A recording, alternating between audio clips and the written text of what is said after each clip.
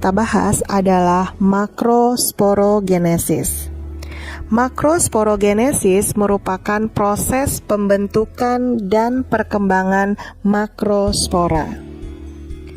Makrosporogenesis terjadi di bakal buah atau putik sebagai alat reproduksi betina pada tumbuhan.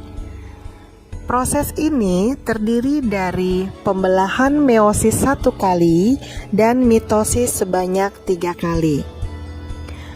Induk makrosporogonium yang diploid akan mengalami pembelahan meiosis sebanyak 1 kali, akan menghasilkan sel anak yang haploid.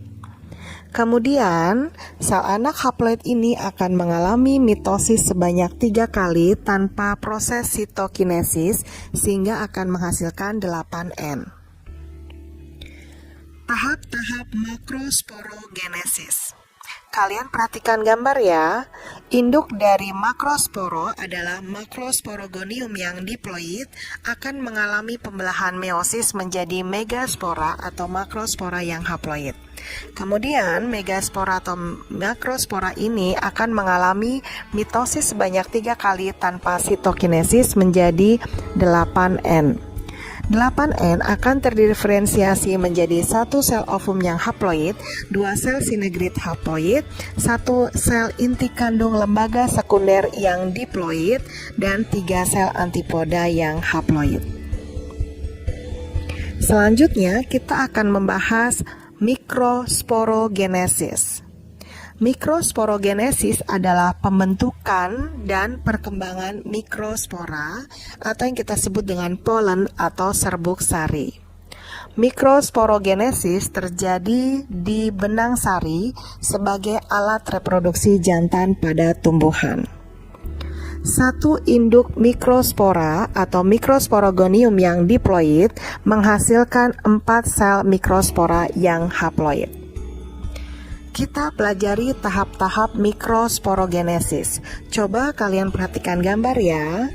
Induk dari mikrospora adalah mikrosporogonium yang diploid akan mengalami pembelahan meiosis yang akan menghasilkan mikrospora yang haploid atau polen atau serbuk sari.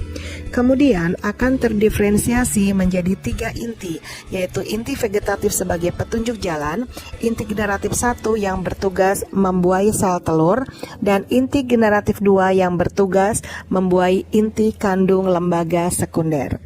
Untuk lebih jelasnya, kita akan melihat gambar pembuahan ganda pada Angiospermae.